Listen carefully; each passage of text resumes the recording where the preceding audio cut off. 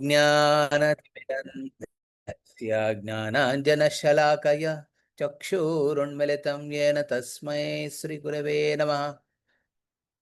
नमः ओं विष्णुपादाय कृष्णप्रेष्ठाय भूतले श्रीमते भक्तिवेदान्त स्वामिनिति नामिने नमस्ते सरस्वती देवे गौरवाणी प्रचारिणे निर्विशेष शून्यवादी पाश्चात्य देशतारिणे जय श्री कृष्ण चैतन्य प्रभु नित्यानंद हरे अद्वैत गदाधर श्रीवासादि गौर भक्त वृंद हरे कृष्ण कृष्ण कृष्ण हरे हरे हरे राम राम राम हरे हरे।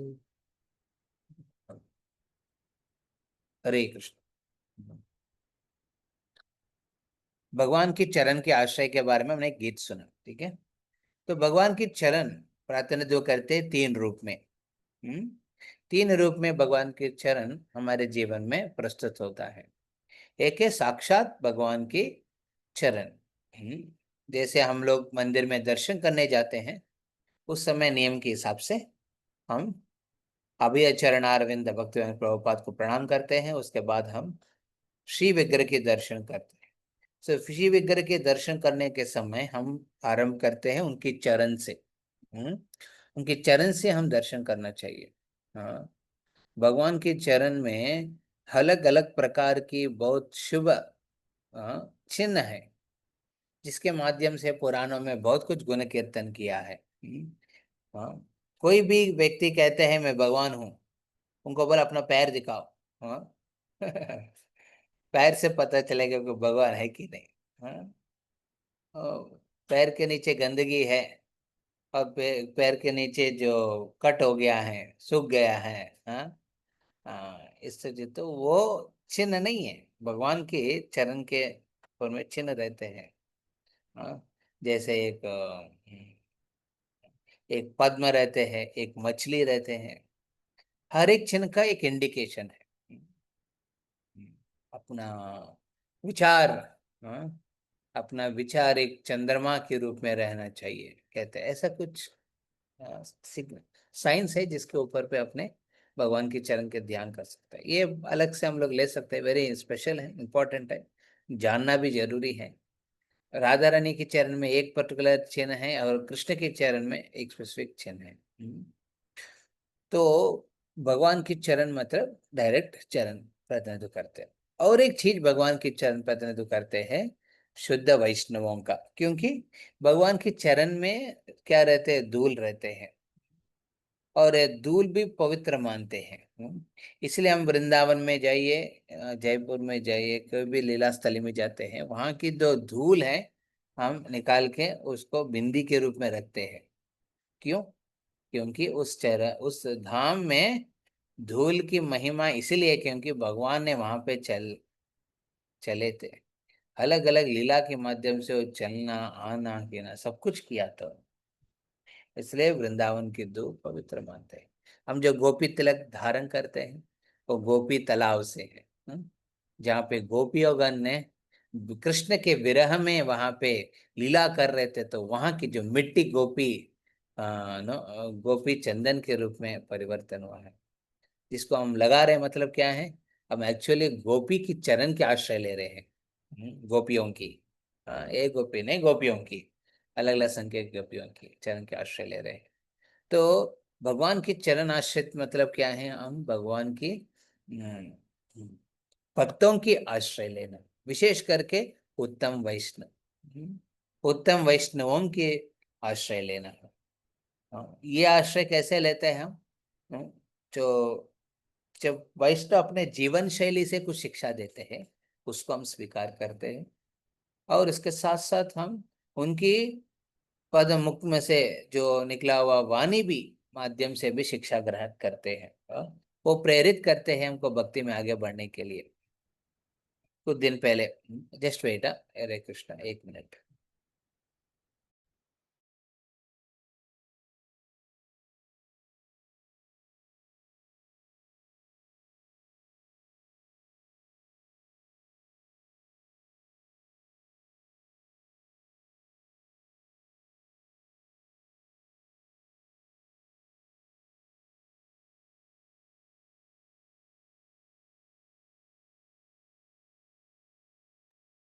हरे कृष्ण।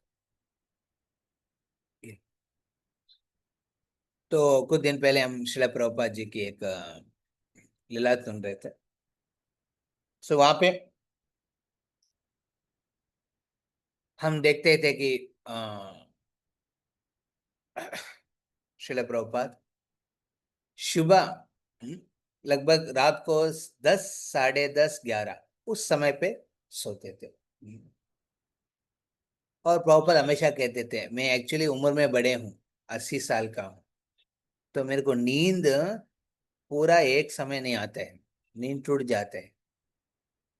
तो बहुत कम सोते थे प्रभुपाद। 10:30, 11 बजे सोया, 1, 1:30 बजे ऐसा उठ जाते थे। उठ के श्रील प्रभुपाद लगभग 3.5 घंटा 4 घंटा वो बैठ के नो आचार्यों की टिप्पणी से वो अपने भागवत को डिक्टाफोन में कहते थे, किताब लिखते थे इस प्रकार। प्रभुपाद खुद हाथ से नहीं लिखा है, कुछ पहले लिखा था हाथ से, बाद में डिक्टाफोन में रिकॉर्ड करते थे, बट उनके शिष्य ने उसको ट्रांसक्राइब करते थे किताब के माध्यम से। तो वैसा 4 घंटा प्रभुपाद बैठ के उसमें लगभग 1 घंटा की 1 घंटा की नोट्स होते थे, 1 आवर की नोट्स होते थे। मतलब देखिए प्रभुपाद ने कितना महत्व माना कि भागवतम को इस कलयुग वासियों को, विशेष करके मॉडर्न वर्ल्ड में जो लोगों को, इस माध्यम से उनके हृदय में परिवर्तन लेके आने के लिए क्या क्या नहीं किया प्रभुपाद ने। हाँ। और ये जो शेड्यूल है, 10:30 बजे उठ के 7 बजे सो के 1:30 बजे उठना, ये रेगुलर थे प्रभुपाद जी। और रेगुलर, इतना रेगुलर है कि जब मान लीजिए कोई प्रभुपाद जी ने एक देश से दूसरा देश पार किया है, तो जेट लैग होता है। जेट लैग में क्या होता है, आपको दिन कौन सा है, रात कौन सा है, कौन सा समय है, वो समझ नहीं पाते हैं। लोग जनरली एक विदेश में जाने के बाद 1, 2 दिन सो जाते हैं, क्योंकि उनको वो सेट होना है ना टाइम के हिसाब से। बट प्रभुपाद ने कभी नहीं किया ऐसा। प्रभुपाद जैसे मान लीजिए 12, 25 घंटा की एयर ट्रैवलिंग किया मान लीजिए, भारत से कोई अमेरिका के कोई दूर देश में जाने के बाद, वहां उतरने के बाद प्रभुपाद पूछते थे क्या टाइम हुआ है, वहां की टाइम। तो अपने क्लॉक को उस टाइम को सेट कर देते थे। फिर उस टाइम पे, उस समय पे प्रभुपाद जी दिन में क्या करते थे रेगुलरली, उस कार्य को करते थे। मान लीजिए वो सुबह 7 बजे पहुंचे, हाँ, उधर चला गया, स्नान किया है, प्रॉपर टाइम सेट करके मॉर्निंग वॉक करते थे। मॉर्निंग वॉक करते थे। फिर मान लीजिए रात को 12 बजे पहुंचे, श्रील प्रभुपाद ने टाइम सेट करके 1 घंटा सोते थे, 1.5 घंटा 2 घंटा, 2 घंटा के बाद उठ जाते थे। उठ के फिर बैठ के भागवत लिखते थे। तो प्रभुपाद को लगा कि मेरे पास सम कम कम समय बहुत कम है। मैं मान लीजिए मैं थोड़ा आलसी हो गया है, और थोड़ा आराम करेंगे, तो ये दुनिया को कौन भागवत प्रदान करेंगे। उस कथनाओं में प्रभुपाद की तात्पर्य बहुत इंपॉर्टेंट है। तो इसलिए ये है भगवान के चरण आश्रय होने का दूसरा एस्पेक्ट है, क्या है, उनकी उत्तम वैष्णव की आश्रय लेना है। तो उत्तम वैष्णव के आश्रय दो प्रकार ले सकते हैं, वापु आश्रय और वाणी आश्रय। वापु आश्रय में क्या होता है, वो जब वो प्रकट लीला में रहते हैं उस समय उनकी गाइडेंस में डायरेक्टली रहना है, उनकी मेंटरशिप में। जैसे इसलिए हम लोग अभी विजयवाड़ा में मेंटरशिप इंट्रोड्यूस कर रहे हैं, जहाँ पे हर एक भक्त का, हर एक वैष्णव का एक मेंटर होना चाहिए, जिनकी गाइडेंस, मतलब आपको शायद गाइडेंस जरूरी नहीं, आप लोग गृहस्थ है, अपना अपना आप घर चलाया, हाँ?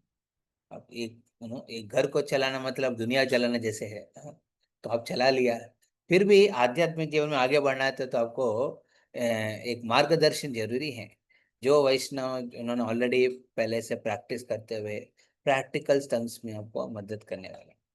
तो इस प्रकार वापो आश्रय में ये चीज है। गुरु से भी हम पूछ सकते हैं, गुरु से भी बात कर सकते हैं चीजों के बारे में, बट उससे भी ज्यादा इम्पोर्टेंट वाणी आश्रय। हाँ?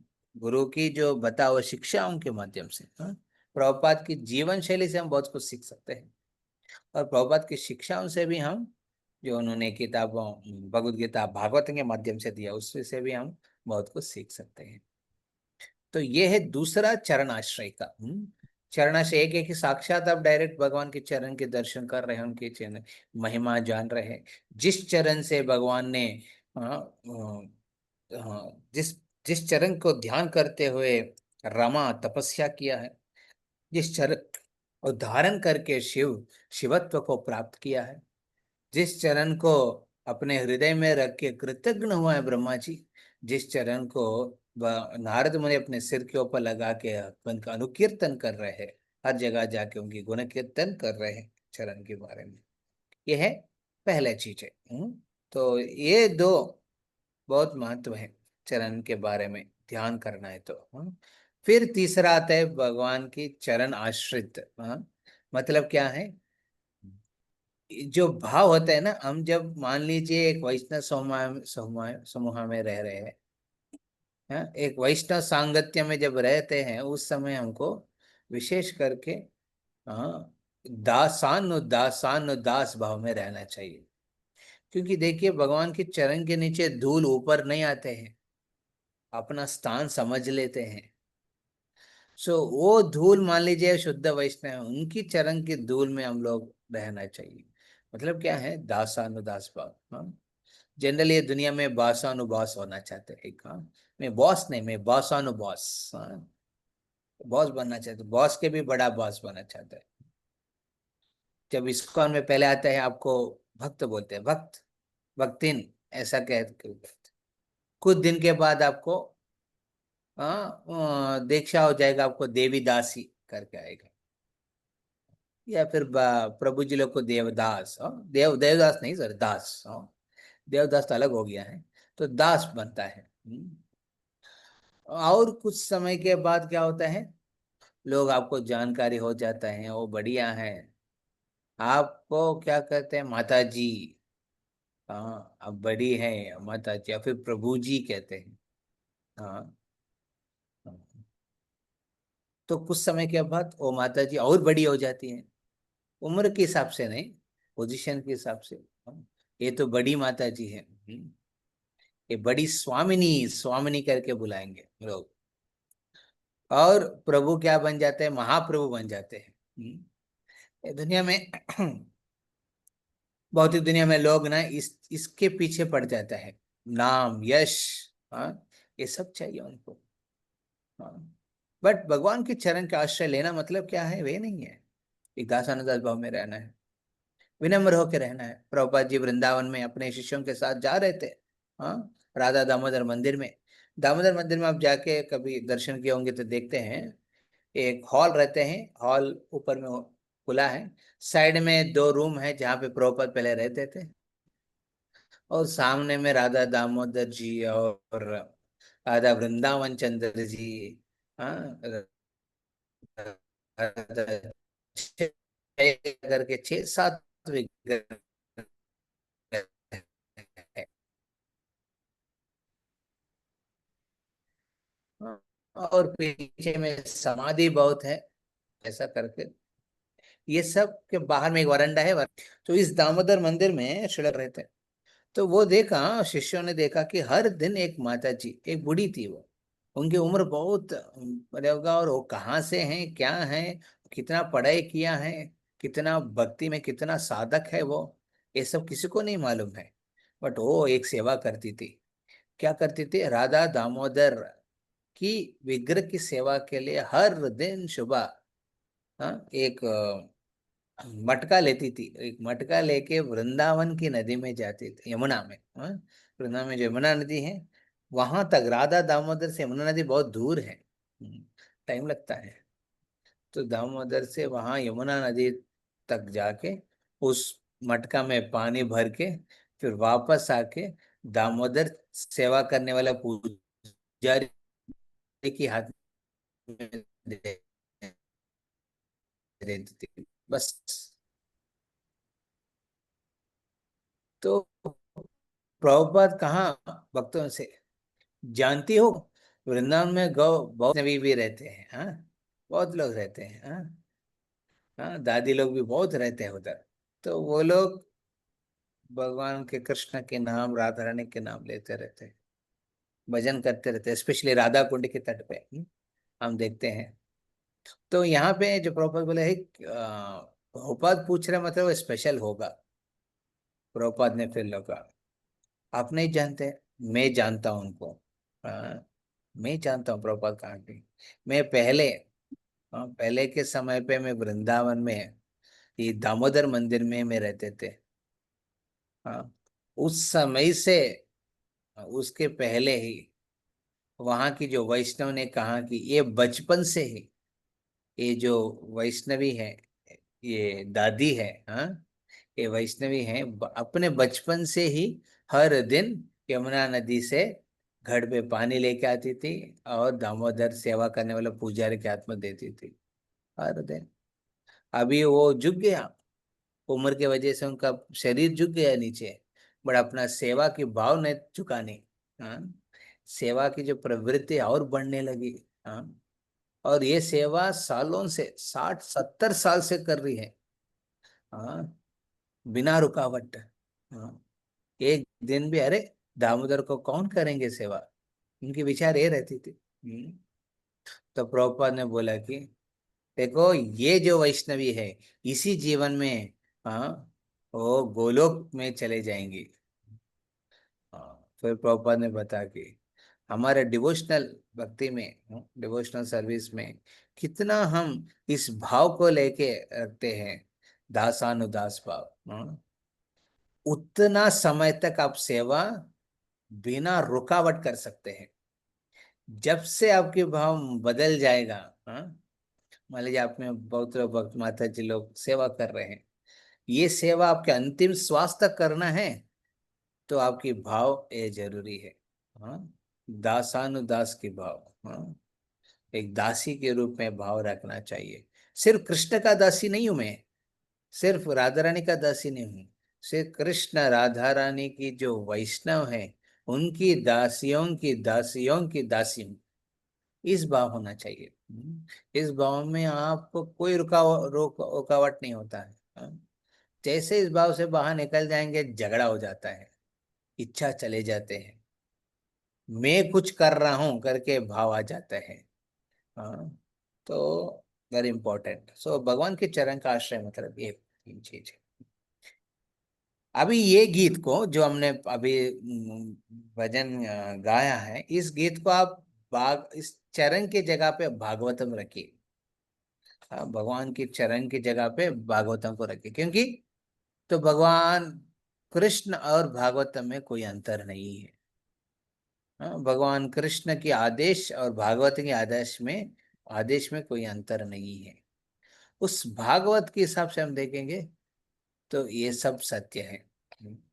भागवत की इम्पोर्ट्स, जो भागवत में दिया हुआ रहस्य को समझना है, क्या करना चाहिए? यश देवे परा भक्तिर, यथा देवे तथा गुरु। हाँ, भगवान की पराभक्ति की रस को चखना है जीवन में, तो क्या करना चाहिए? यथा देवे तथा गुरु। जिस प्रकार हम भगवान को आराधन करते हैं, उसी भाव में हम गुरु को भी आराधन करना चाहिए। हाँ, कृष्ण और गुरु दोनों अलग हैं, परंतु दोनों एक भी है। हाँ, दोनों एक ही है, क्योंकि कृष्ण की जो शिक्षाओं को गुरु क्या कहते हैं? दोहराते हैं। कृष्ण की शिक्षाओं को गुरु दोहराते हैं। तो इसलिए भागवत की महिमा को समझना है, तो क्या करना चाहिए? गुरु और कृष्ण की सेवा करना चाहिए इस भाव में। हाँ, इसलिए देखिए, भागवतम और चरण में कोई अंतर नहीं है। भागवत के आश्रय ले रहे हैं मतलब एक्चुअली चरण की आश्रय तीन रूप में ले रहे हैं।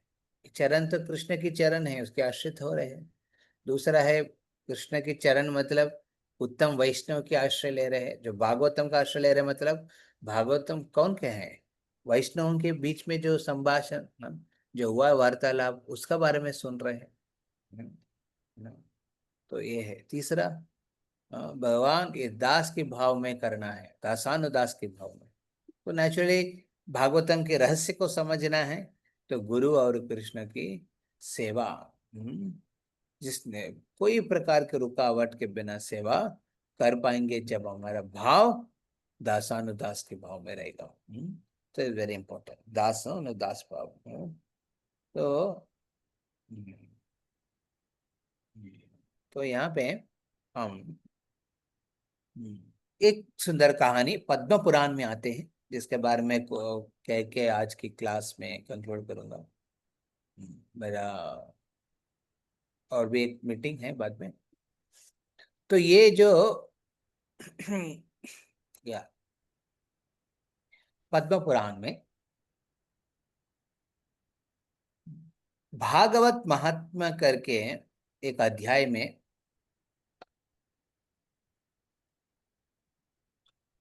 एक बार नारद मुनि कलयुग की आरंभ में क्या करते हैं, कलयुग आरंभ हो रहे हैं, तो वो विचार करके कलयुगों के वासियों का क्या होगा। क्योंकि वैष्णव का भाव क्या होता है, पर दुख दुखी है। चार प्रकार के लोग रहते हैं ना ये दुनिया में। जो भागवत के आश्रय नहीं लिया है, उनकी लाइफ में दो दो प्रकार के नो नो भाव रहते हैं। पर सुख दुखी, हाँ? दूसरों को सुख देख के जलते हैं लोग। हाँ? हाँ।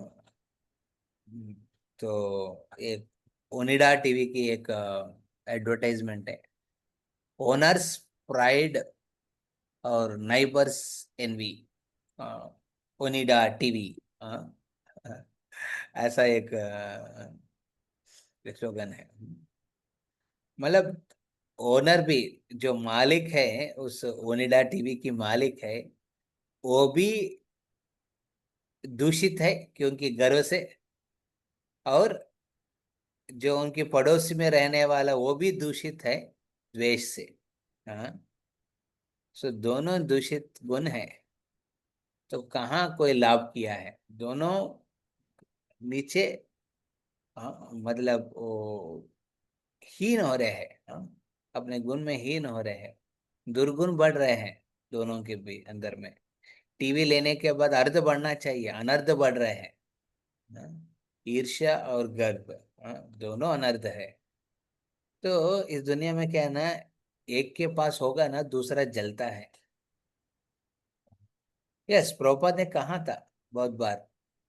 क्या कहा था, जब आप ड्रेस करते हैं ना दूसरों के लिए करो, खाते हैं ना अपने हिसाब से खाओ। Dress for others, eat for your self.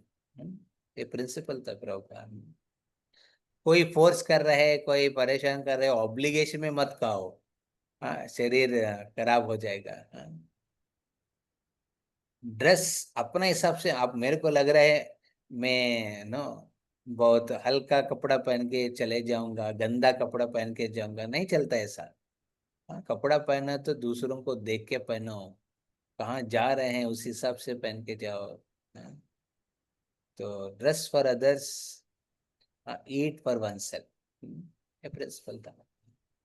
Anyway, हम लोग यहाँ क्यों आ गया था, खाने में क्यों आ गया था अभी, मैं भूल गया क्या कह रहे थे। हरे कृष्ण। हरे कृष्णा। वो दूसरों के दुख देखे मतलब दुखी हाँ, करते आप करते लोग हम। सुन रहे हैं ना, ये मैं हाँ। विचार कर रहा था, आप सुन रहे कि नहीं, ठीक है। पर दुख, पर सुख दुखी एक लेवल का लोग रहते हैं दुनिया में। दूसरा, पर दुख सुखी, दूसरों के दुख देख के आनंदित होते हैं। एक ब्राह्मण रहते थे, वो ब्राह्मण एक जगह पे, उनको समूह एक कलश मिला था। वो यमुना गंगा के तट पे गए थे, उधर स्नान करने के बाद एक सुंदर कलश मिला, सोने की कलश, ढका हुआ था। जैसे खोला उसके अंदर जीनी प्रकट हो गया। एक जीनी बाहर आ गया, बोले स्वामी आप जो चाहिए मांगिए मैं पूर्ण करूंगा, पर एक शर्त है। जीनी जब भी आता है, कोई पहाड़ के आपको कुछ मिल रहा है ना दुनिया में, भौतिक दुनिया में कुछ कंडीशंस के साथ आते हैं। हाँ, भौतिक दुनिया में कुछ भी पाएंगे ना आप, हाँ, सुख और दुख कुछ कंडीशंस के साथ आते हैं, ठीक है? तो जी ने कहा कंडीशन, शर्त क्या है, आपको जितना मिलेगा उससे 2 गुना आपके सामने वाले जो ब्राह्मण दोस्त है आपका उनको मिलेगा। अरे ठीक है यार, अब तो अभी कुछ है ही नहीं मेरे पास, चलो। जीनी को लेके गए घर, बोला कि मेरे को एक अच्छा बंगलो चाहिए। तो तुरंत नेक्स्ट डे सुबह जब उठ के देखा ब्राह्मण ने, उनकी एक सुंदर बंगलो है, परंतु शरत के हिसाब से क्या है, और जो कंडीशन जो रखा है, सामने वाले ब्राह्मण दोस्त के पास 2 बंगलो आ गया है। वो भी ऐसा सोच, अरे आश्चर्य हो गया, वो कैसे आ गया मेरे पास 2 बंगले। ये कह नहीं सकते हैं, क्योंकि कहने से वो फिर जीनी चले जाएगा। फिर कुछ समय के बाद बोला कि बंगलो तो है, घर तो है, तो मालकिनी होना चाहिए घर पे, हाँ स्त्री होना चाहिए। तो मेरे को सबसे सुंदर स्त्री का साथ विवाह करवाना करना चाहता। तो हुजूर सर करके कहा कि वो जीनी ने उनके सामने एक सुंदर स्त्री को प्रकट किया है, हाँ, जिसके साथ विवाह किया उन्होंने। परंतु कंडीशन के हिसाब से सामने वाला उनके दोस्त के, ब्राह्मण के दोस्त के लाइफ में 2 सुंदर स्त्री आया, जिनके साथ वो ब्राह्मण ने शादी किया, और तीनों के बीच में कोई प्रकार की नो क्या प्रॉब्लम झगड़ा कुछ नहीं है। साथ में अच्छा रहते थे वो लोग, हाँ, कुछ झगड़ा नहीं है। हाँ, वो सती है ये है करके कुछ झगड़ा नहीं चलते थे। ये देख के उनको नहीं रह पाया, पर सुख दुखी हो गया था ये ब्राह्मण। अरे दूसरों को इतना सुख है, मेरे से 2 गुना, ये कैसे हो सकता है, ये डिस्टर्ब हो गया था।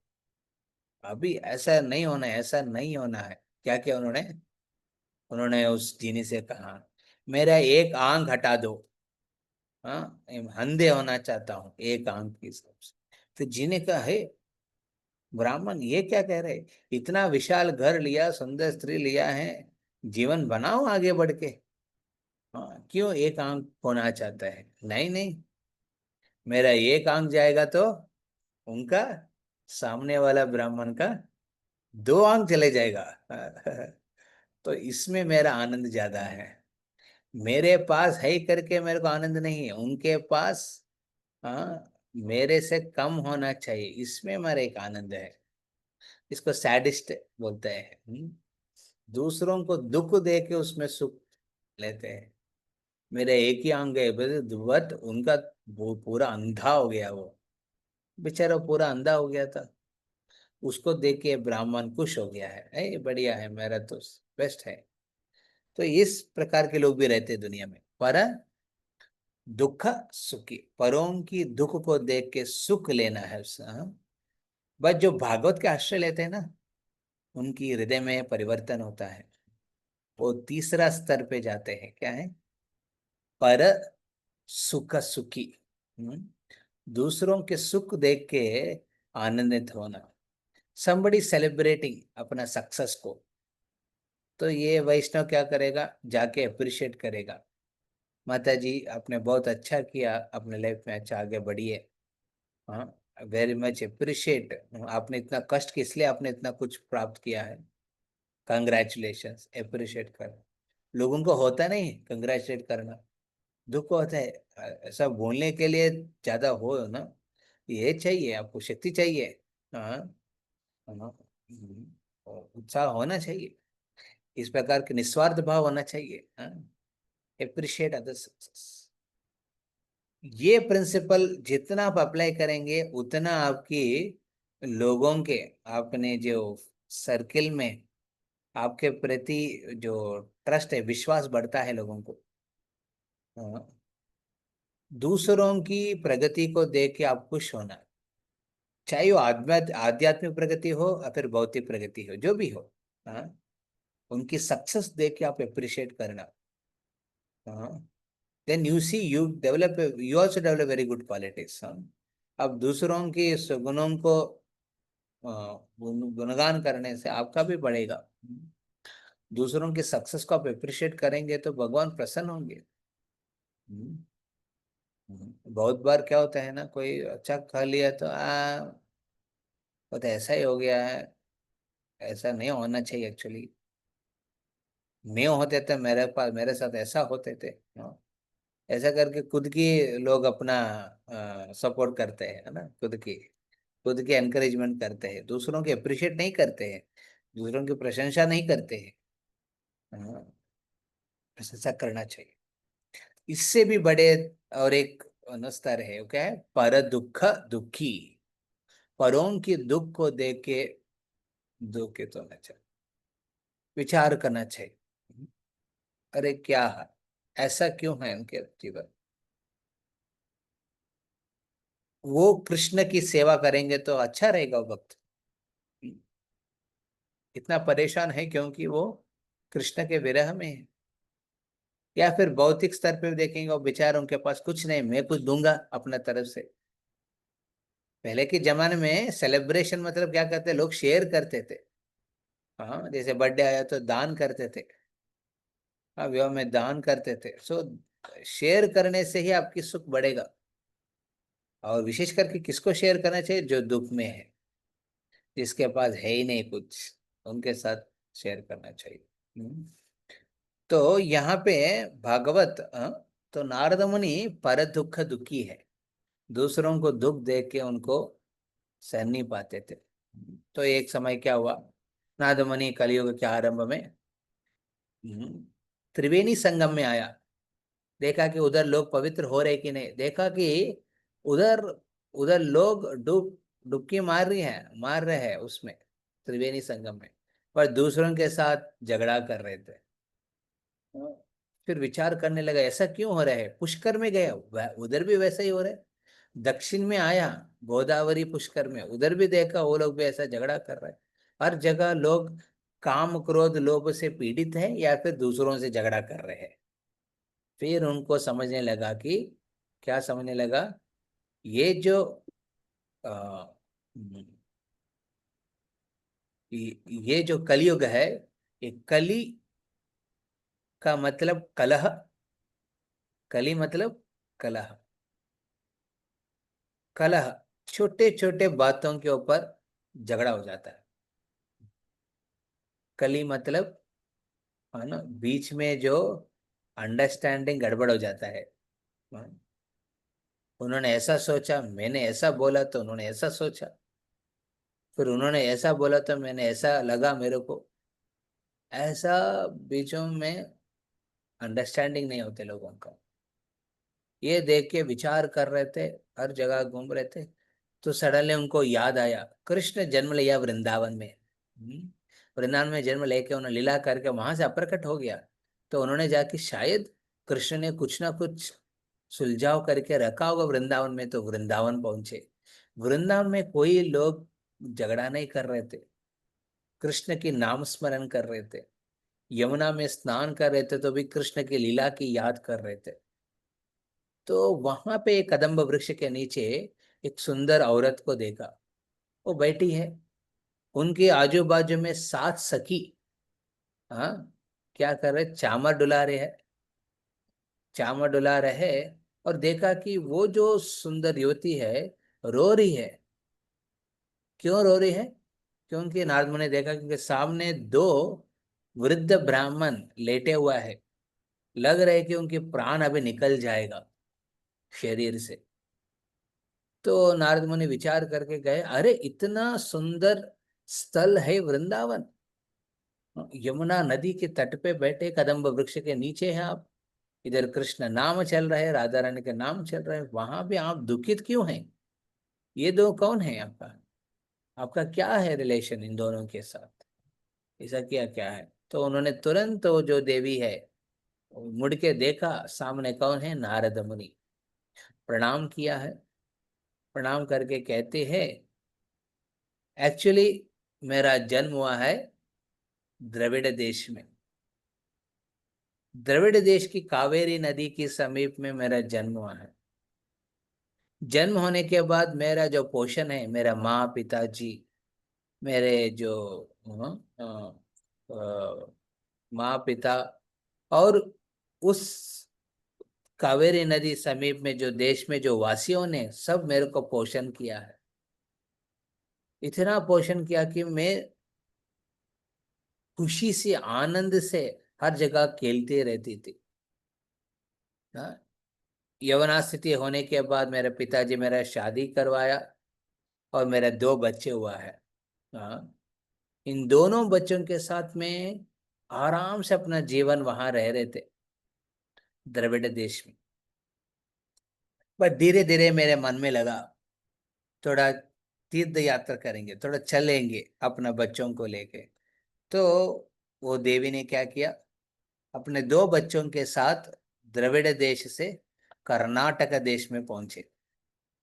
जैसे कर्नाटक पहुंचे थे, उनको देख के वहां की जो ऋषि मुनिगण, वहां के वासियों ने उनको, उनकी महिमा को देखते हुए, उस देवी का, उनका एक पर्वत के ऊपर एक बड़ा राज दरबार बना के वहां निवास करने के लिए दिया। और उनकी जो दो संतान है, दो बच्चे हैं लड़का, उनको भी अच्छा अच्छा जगह दिया। देखिए उनकी गुण कीर्तन किया है। इतना किया कि वहां कर्नाटक में हर एक व्यक्ति जानते थे ये देवी कौन है और उनके दो बच्चे कौन है। धीरे धीरे वो देवी कहने लगी। सो मैं लगा कि अरे, मेरे रहने से पूरा राज्य भी बदल जा रहे हैं। लोग प्रेम से अपने बीच में संबंध को घनिष्ठ कर रहे हैं। तो लगा कि मेरा समय दूसरा देश में देना चाहिए। और सो द्रविड़ देश हो गया है, मतलब दक्षिण देश हो गया, तो मैं अभी उत्तर देश में जाऊंगा, है ना, उत्तर भारत में जाऊंगा। तो वो चलते चलते कहाँ से आया, वो कर्नाटक देश से आया है। हाँ, महाराष्ट्र। महाराष्ट्र में आने के बाद वहाँ की जो वासियां ने, वहाँ की जो मुनि हैं, ब्राह्मण है, वो क्या किया, एक सुंदर पालकी बनाया जिसके अंदर मेरे को बैठाया है। और बैठा के, हाँ, संकीर्तन के माध्यम से पूरा महाराष्ट्र में मेरे को घुमाया है। परंतु मेरे बच्चों को पीछे रख दिया है। उनको ना खाने के लिए दिया, पीने के लिए दिया, रहने के लिए भी दिया नहीं। तो मेरा साल पूरा में परिक्रमा कर रहे थे, मेरा गुण कीर्तन कर रहे थे, परंतु उन दोनों को तो बगल में रख दिया है। तो विचार करने लगे कि अरे, मैं खुश होने से कैसे होगा, मेरे बच्चे भी खुश रहना चाहिए। तो उन्होंने, नारद मुनि से कहते हैं, मैंने उस समय संकल्प लिया कि अभी महाराष्ट्र से मैं जाऊंगा सौराष्ट्र। हम्म, हाँ, सौराष्ट्र कदम रखने के बाद उनको लगा सबसे बड़ा गलती कर लिया है। हाँ, क्योंकि सौराष्ट्र में जब लगा उनके पैर, उसके पहले महाराष्ट्र में वो तो यवना स्थिति में थी, क्योंकि उनके पोषण हो रहे थे, उनका गुण कीर्तन हो रहे थे। बट उनकी बच्चे का पोषण नहीं हो, अनारोग्य हो गया था, उनका रोगी हो गया था दोनों। रोगी होके लग रहा है कि वो वृद्ध वृद्ध रूप में दिख रहे थे। हाँ, मतलब अपने माँ से भी बड़े दिख रहे थे वो लोग। तो वो माँ ने कहने लगा कि अरे, दो बच्चों को मैं थोड़ा ट्रीटमेंट करने लेके जाऊंगा। तो सौराष्ट्र में आने के बाद देखा क्या है, वो दो बच्चों को तो छोड़ दो, हाँ, ये माँ को भी, ये देवी को भी कोई ख्याल नहीं रखा। हाँ, दे दिया, एक घर दे दिया था उनको रहने के लिए। बोले उसी घर पे रहो, बाहर घूमना नहीं पॉसिबल है। आपको जो खाना है पिलाना है ये सब अरेंजमेंट हम देंगे। बट उनको तो एक्चुअली घूमने से ही, उनकी गुण कीर्तन होने से ही उनकी शक्ति रहते थे। परंतु ये सब नहीं हो रहे थे उधर सौराष्ट्र में। तो फिर विचार करने लगा देवी ने। फिर वो कहा कि मैंने विचार करके सोचा कि जिस धाम से, हाँ, कृष्ण प्रकट हुआ है, उस धाम पे पहुंच, जिस धाम में कृष्ण प्रकट हुआ है उस धाम में चलेंगे। तो अपने बूढ़ी, हाँ, देखने में बूढ़े हैं, हाँ, बूढ़े बच्चों के साथ ये देवी, जो भी उनकी भी रोग क्षीण हो गया है, धीरे धीरे उनका भी लालना पालना कुछ हो नहीं रहते, तो क्या वो भी अपने शारीरिक स्तर पे वो एक ओल्ड होने लगी। तो जैसे वो कदम रखा वृंदावन में, तुरंत अपने सुंदरता, यवना स्थिति में पहुंच गई। उनके हृदय में एक प्रकार के आनंद आ गया है, दोनों हाथ उठा के नाचते नाचते कीर्तन करते हुए है वो भक्ति देवी। हाँ, वो देवी ने क्या किया, वो पूरा गोवर्धन की परिक्रमा किया है, फिर यमुना नदी में स्नान किया है। फिर उनको याद आया, अरे मेरे बच्चे किधर है, जिसके जिसके लिए मैं इधर आया हूँ। पीछे देखा और वो लोग अभी और क्षीण होने लगे, उनके शरीर में कुछ शक्ति नहीं है। हाँ, तो अभी मरने की स्थिति में है।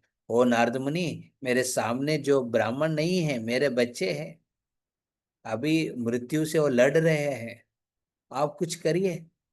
तो नारद मुनि को उस समय पता चला ये साक्षात भक्ति देवी है।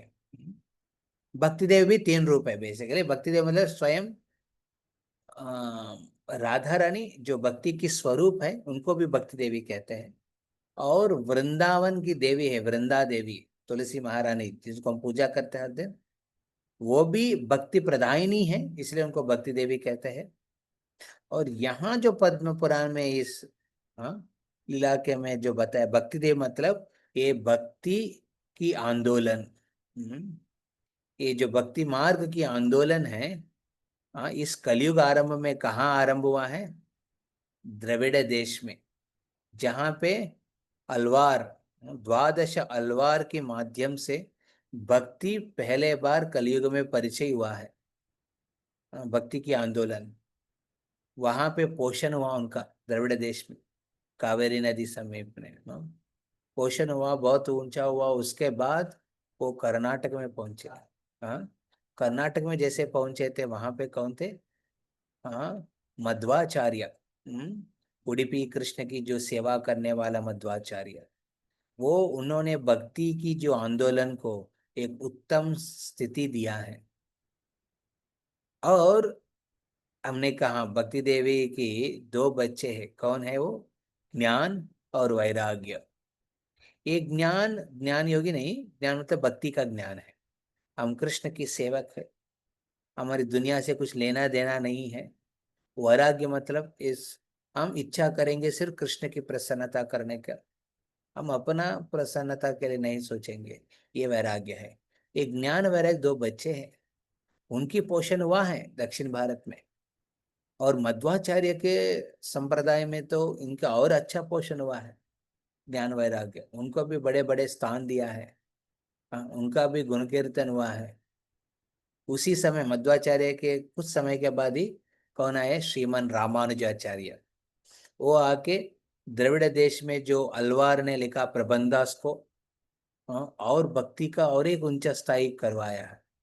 हाँ, उन्होंने अलग अलग उत्सव के माध्यम से पूरा दक्षिण भारत में पूरा भक्ति की जो प्रचुरन किया है।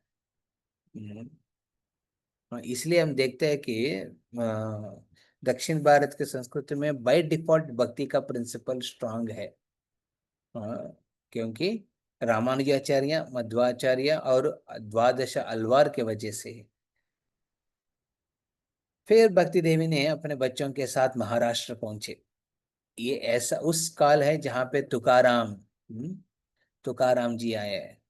तुकाराम जी ऐसा कवि लोग, हाँ, हाँ, कबीर, हाँ, तुलसीदास, ऐसा, ये जो महाकवि हो क्या किया, भक्ति को हाईलाइट किया है। उनको पालकी में रख के भक्ति की जो को क्या है, पूरा दुनिया में, हाँ, पूरा देश में क्या किया उन्होंने? भक्ति की गुण कीर्तन किया। बट ज्ञान वैराग को बगल में रख दिया है। हाँ? ज्ञान वैराग कोई नहीं सोच रहे थे, और इसलिए वो बूढ़ा हो गया। हाँ, तो भक्ति देव की दो बच्चे, बूढ़ा हो गया। फिर लगा उनको सौराष्ट्र जाने से कुछ बदलाव आएगा। सौराष्ट्र पहुंचे थे, बट सौराष्ट्र में क्या था? बनिया लोग थे। हाँ, तो बनिया लोग, ये लोग क्या करते थे? हाँ, पैसा, यश, ऐश्वर्य, हाँ, संपत्ति, हाँ, हाँ, बड़ा घर, इसके पीछे पड़ने लगे। हाँ, भक्ति देवी को एक घर, एक मंदिर बना के रख दिया। बोला भक्ति तुम अंदर ही रहो, पूजा घर से बाहर नहीं आना है। हाँ, पूजा घर में पूजा ही होगा, बाहर आके कीर्तन ये सब में नहीं करना है। यस, उत्सव मनाएंगे, उत्सव में मैं कितना खर्चा किया है, जन्माष्टमी आ रहे मैं मनाऊंगा, इतना बड़ा खर्चा किया है। हाँ, इसके लिए इतना किया है, हाँ, विग्रह के लिए इतना कुछ करूंगा, बट उसमें भक्ति का भाव तो है ही नहीं, क्योंकि मन में सिर्फ पैसा की भाव आ रहे हैं। हाँ, और उस पैसा के भाव से भाव कहाँ रहते लोग। हाँ, तो भक्ति भाव कहाँ, जगा ही नहीं हृदय में, ज्ञान वैराग्य तो छोड़ ही दीजिए। हाँ, तो इस प्रकार वहां चल रहे थे। उसके बाद भक्ति देवी को लगा ऐसा सौराष्ट्र में रह जाऊंगा तो मैं फिर जी जीने का संभावना कम होगा। तो तुरंत उन्होंने क्या किया, अपने दो बच्चों को लेके वृंदावन पहुंची। उस समय, ऐसा समय पे जहाँ श्री चैतन्य महाप्रभु गौड़ देश में प्रकट होके हरिनाम संकीर्तन के आंदोलन नित्य और कीर्तन के माध्यम से प्रचुरित किया है। इसलिए भक्ति देवी जैसे कदम रखा वृंदावन में, उनकी हृदय में आनंदित होके क्या कर रही थी, वो नित्य कीर्तन कर रहे थे। ऐसा समय पे वो देखा कि अपने दो बच्चे फिर भी बूढ़ा हो गया है। हाँ, फिर वो विचार करने लगा, अरे क्या करूं फिर। हाँ, भक्ति भक्ति तो बढ़ रहे बट ज्ञान वैराग निकल जा रहे हैं। तो नारद मुनि बोले चिंता मत करिए, मैं हूं करके क्या किया उन्होंने, ज्ञान वैराग्य कहाँ रहते हैं, वेदों में, पुराणों में।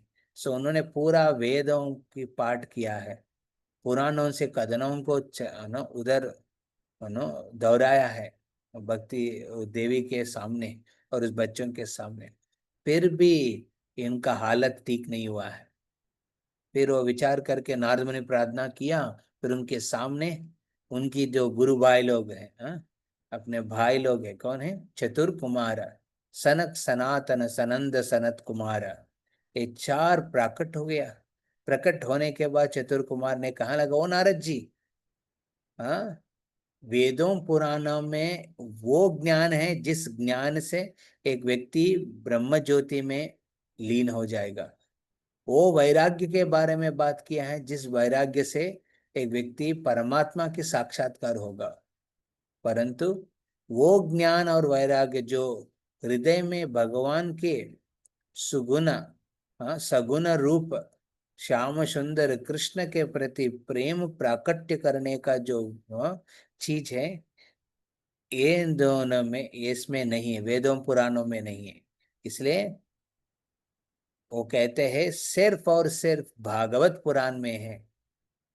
अमल पुराण श्रीमद् भागवतम को लीजिए, 7 दिन तक उनकी जो कथनों को दोहराइए, हाँ, जिसके वजह से जिसके जिसके बाद ही इन लोग का ठीक हो सकता है। तो ऐसा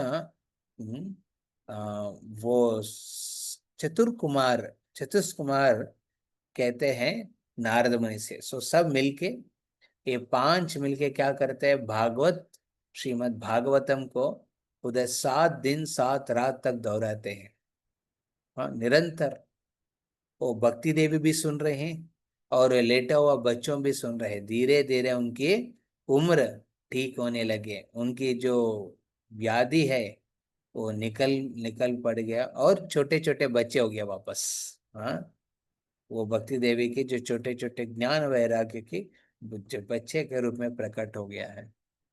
और उस समय वो देवी, भक्ति देवी को जो सेवा कर रहे थे 7 सखिया, हाँ, चामर बगल में रख के नारद मुनि और इनको प्रणाम करके कहने लगे, वो नारद मुनि, हम सब, हाँ, इस देश के महानदियां हैं।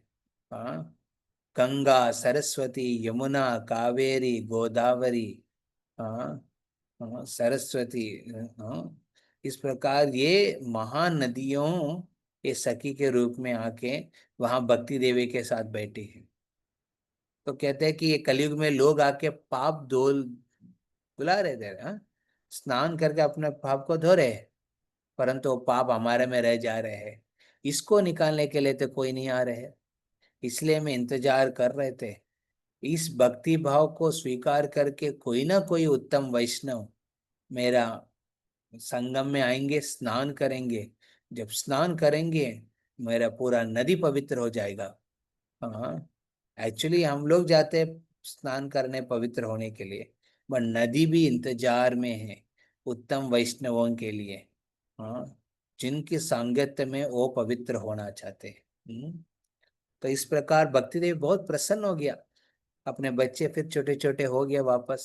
फिर भक्ति देवी ने कहते हैं नारद से, ओ नारद, हाँ, अभी मेरे इतना आनंद हो रहे हृदय में, आपके माध्यम से, ये सनत कुमार के माध्यम से और भागवतन से, हाँ, इतना प्रेरित हो गया मैं। अभी ऐसा समय आएगा कलयुग में, ये कहाँ पे लिखा है? पद्म पुराण में लिखा है स्टोरी। ओके, उसमें कहा भक्ति देवी कहते हैं, ऐसा समय आएगा जहाँ पे मैं खुद, हाँ, अपने बच्चों को लेके दक्षिण भारत के और आगे जाएंगे। हाँ, और ऐसा समय आएगा जो मेरे को और मेरे दो बच्चों को समुद्र पार करके विदेश में लेके जाएंगे। और विदेश के माध्यम से पूरा दुनिया में मैं, हाँ, अपने, है ना, अपने विशाल जगह बना के अपने दो बच्चे के साथ घूमते रहूंगा। श्रील प्रभुपाद की जय। ये श्रील प्रभुपाद जी है जिन्होंने एक हाथ में हरिनाम के माध्यम से, हाँ, भक्ति को लेके जा रहे थे, और दूसरा हाथ में भागवतम को पकड़ के, हाँ, जिसमें ज्ञान, भक्ति ज्ञान और भक्ति की जो भौतिक वैराग्य है, जो महाप्रभु ने दर्शाया है, उसको, उस भागवतम को पकड़ के जलदूता के ऊपर प्रवेश किया है।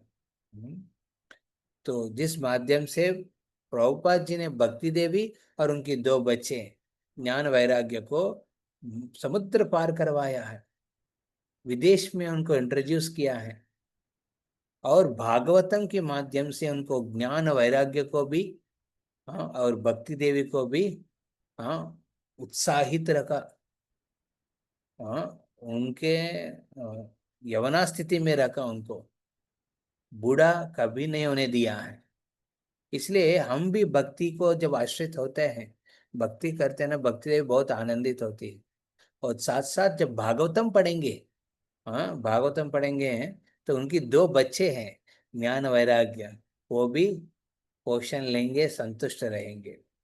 हाँ, इसलिए हमारे जीवन में साधक के रूप में, हाँ, हम क्रिया के माध्यम से भक्ति का प्रयोग को हृदय के स्तर पे और इंद्रियों के स्तर पे करते हैं, और भागवतम के माध्यम से अपने बुद्धि के स्तर पे हम सेवा करते हैं, भक्ति करते हैं। क्रंदराज श्रीमद् भागवतम की जय। भक्ति देवी की जय। हरे कृष्णा। तो कृष्णा। या यस, थैंक यू प्रभु जी। 2 दिन पहले जब मैं श्याम सुंदर आई थी तो मैं भगवान से यही प्रे कर रही थी कि मैं अंतिम श्वास श्वास तक आपकी सेवा करूं, मेरा फिजिकल शरीर ऐसा रखिएगा। लेकिन आपके सत्संग से आज मुझे पता चला कि मुझे भाव भी वैसे ही रखने हैं। फिजिकली तो स्ट्रांग रहना ही है, और मेंटली भी मुझे दास अनुसार उस वैसे भाव में रहूंगी तो ही मैं अंतिम श्वास तक सेवा कर पाऊंगी। तो ये पॉइंट मैंने हाईलाइट करके नोट कर लिया है प्रभु जी। Thank you. हरे कृष्ण। बहुत अच्छा है। या हरे और कोई? कृष्णा। प्रभु जी, आपके पास टाइम है? Yes, question. जरूर। प्रभु जी, अभी जैसे भक्ति देवी को माँ के रूप में दिखाया है और ज्ञान और वैराग्य को बच्चों के रूप में दिखाया है। तो इन फिजिकलिटी जैसे अगर अपन देखें तो उनको माँ के रूप में क्यों दिखाया है और ज्ञान और वैराग्य को बच्चों के रूप में क्यों दिखाया है?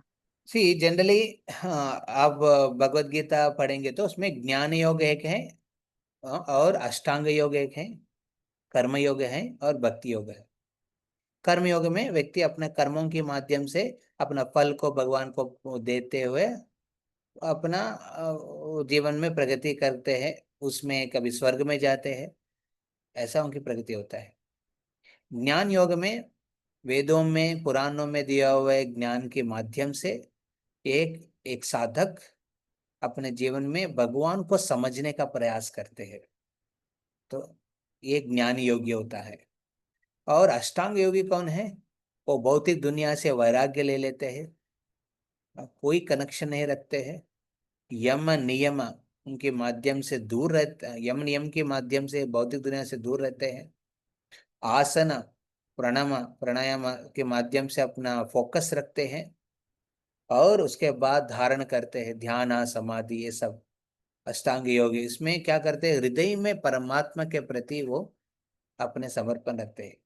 तो ज्ञान योगी है वो ब्रह्म ज्योति तक जाते हैं। एक अष्टांग योगी है परमात्मा तक पहुंचते हैं।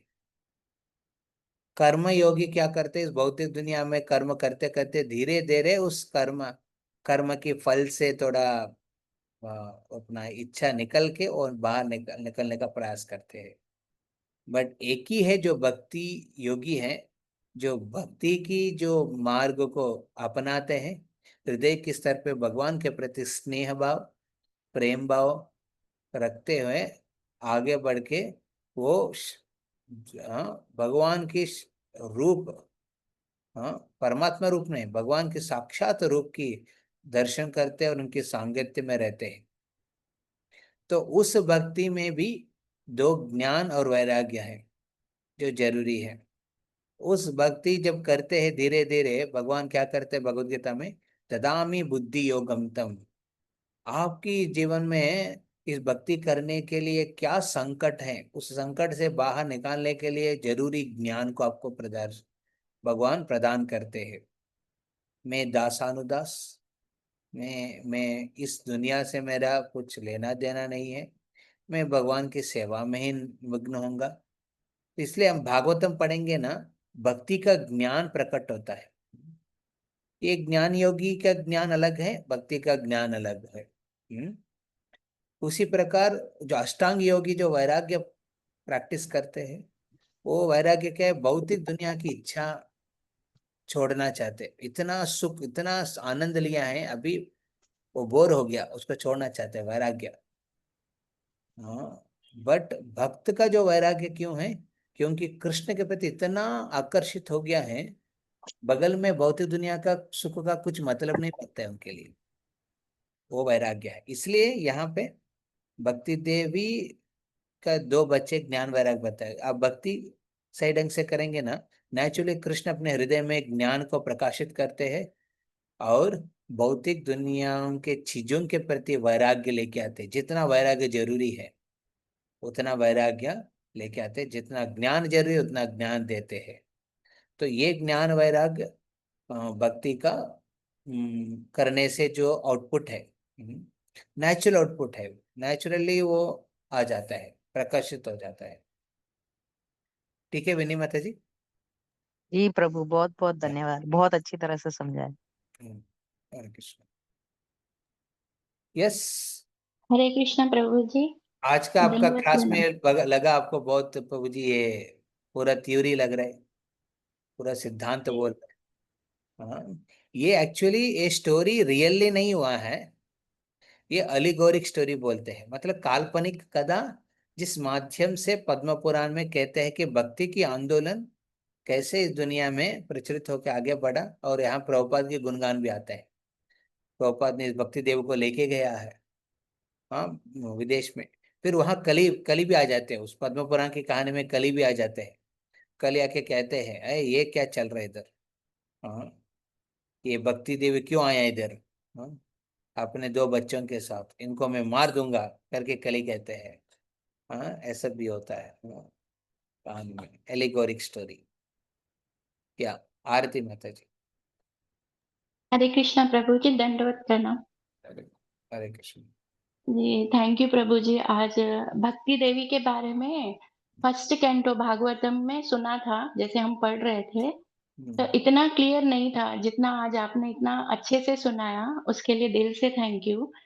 तो पहले सुना भक्ति देवी का भक्ति मैं देवी हर के बारे कैंटो, में कहाँ सुना था, भागवतम के पहले स्कंद में? भागवतम के पहले स्कंद में मैंने सुना था 17, 19, 2, 6 ऐसे कुछ था प्रभु जी। ओके बहुत टाइम, हाँ। अध्याय 17 और 19 में भी सुना था, जहाँ कलयुग धर्म और भक्ति देवी का रूप बताया गया है। ओके ओके, ठीक है ठीक है। और ओके 2 और 6 में बताया गया था भागवत कथा का महत्व, फर्स्ट कैंटो में। ठीक। तो सुना था मैंने, बट इतना नहीं जितना आज आपने इतने अच्छे तरह से बताया ना। आपकी बातें सुनकर प्रभु जी थोड़ी सी कविता लिख ली मैंने 4 लाइन की भक्ति देवी के बारे में, तो मैं सुनाना चाहूंगी।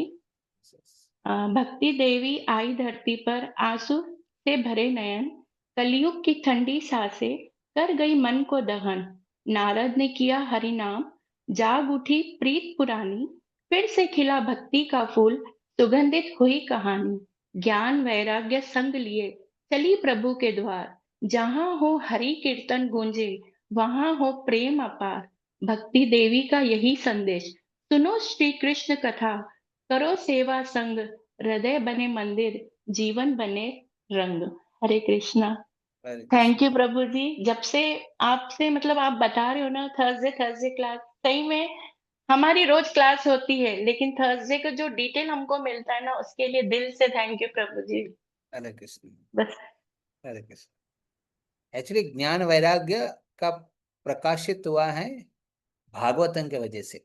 जनरली हरिनाम संकीर्तन और भक्त संगत में भक्ति बढ़ गया, पर ज्ञान वैराग्य के जो पोषण होता है एक भक्त के जीवन में, वो भागवतम से होते हैं। इसलिए जब भागवतम आप निष्ठा से रेगुलरली सिस्टमेटिकली पढ़ेंगे, अपने जो नित्यम भागवत सेवया भगवती भक्तिर नैष्ठ की, हाँ, निष्ठा के स्तर पे अपने भक्ति जाते हैं। हम्म, तो इसलिए वो भक्ति देवी चाहती थी अपने बच्चे भी, वो दुखित क्यों हैं, क्योंकि ज्ञान वैराग बूढ़े हैं, हाँ, उनका कोई ख्याल नहीं रख रहे हैं। तो वो ज्ञान वैराग साधारण ज्ञान वैराग नहीं है। तो वो भक्त को भी विचार करना चाहिए भक्ति करने के समय, यस मैं भक्ति कर रहा हूँ, जप कर रहा हूँ, मंदिर में जाके सेवा कर रहा हूँ, आरती दर्शन कर रहा हूँ, उत्सव में भाग ले रहा हूँ, पर भागवत नहीं पढ़ेंगे तो ना हरिबोल हो जाता है। हाँ, हाँ, अपने निष्ठा स्तर नहीं रहते। हाँ, श्रद्धा के स्तर पे भक्त 3 लेवल पे होता है। एक है कनिष्ठ श्रद्धा। कनिष्ठ श्रद्धा कैसे होता है, इनकी श्रद्धा अभी सुन रहे तो बहुत अच्छा लग रहा है, पर बाहर जाने के बाद वो विचलित हो जाता है। लोग कुछ कह लेंगे, कुछ बात बोल देंगे, कुछ मान लेंगे, तो आप भी अपना मन बदल देते हैं। तो उससे ऊपर श्रद्धा क्या है, मध्यम श्रद्धा। मध्यम श्रद्धा में श्रद्धा कैसे रहते हैं कि हाँ मैं अपना विश्वास को नहीं छोड़ेंगे, बट मैं दूसरों को समझा नहीं पाऊंगा, वो अलग बात है ना, दूसरों को समझा नहीं पाऊंगा अलग बात है, मैं अपना निष्ठा को तो नहीं छोड़ेंगे। ये है दूसरा ऊपर लेवल है। उससे भी ऊपर क्या है, उत्तम निष्ठा, जो खुद श्रद्धालु है और दूसरों को भी श्रद्धालु बना सकते हैं, अपने कार्यों से, अपने विचार से, अपने सोच से, हाँ, अपने अपने शिक्षाओं से ही दूसरों को भी श्रद्धा बढ़ा सकते हैं। तो हम भागवत पढ़ने से क्या होता है, अपना श्रद्धा बढ़ता है भक्ति का विधि के प्रति, भक्ति मार्ग के प्रति। ओके, सो हम कंक्लूड करें यहाँ।